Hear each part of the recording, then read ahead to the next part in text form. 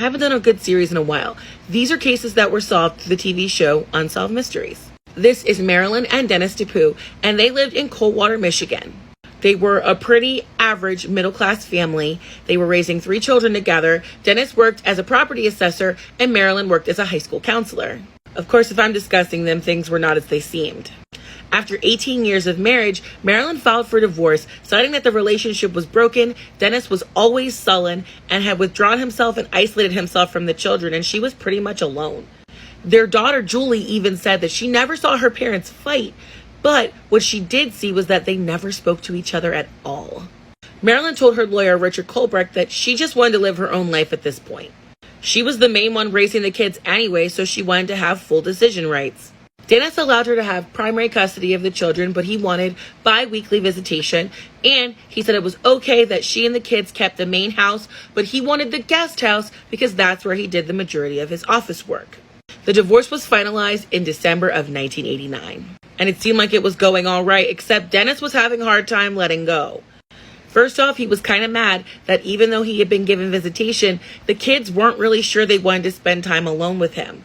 And then that guest house that he said he was doing his work in, he used that as a way to go back into the main house and continue to act like he still lived there. Marilyn even had the locks changed, and one day she came home and he was just sitting in the living room like he was allowed to be there.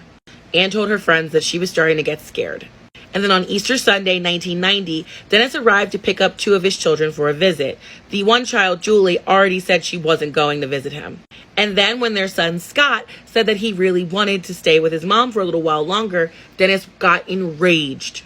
He knocked Marilyn down a flight of steps and then continued to beat her at the bottom while the children begged him to stop. Finally, Julie ran to a neighbor next door to call the local sheriff. Dennis said he was going to take her to the hospital, and Marilyn was never seen alive again. The last time that Dennis was seen, he was seen 12 miles away at a schoolhouse trying to hide bloody blankets.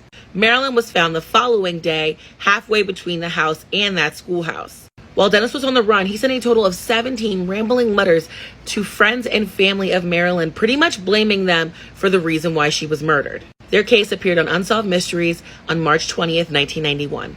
Dennis was living under the alias Hank Queen.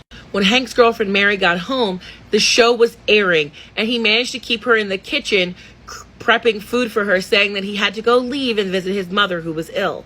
Then a mutual friend of Mary and Hank's called her and told her that he had just been on TV as someone who murdered his wife. Mary gave the man Dennis's license plate number.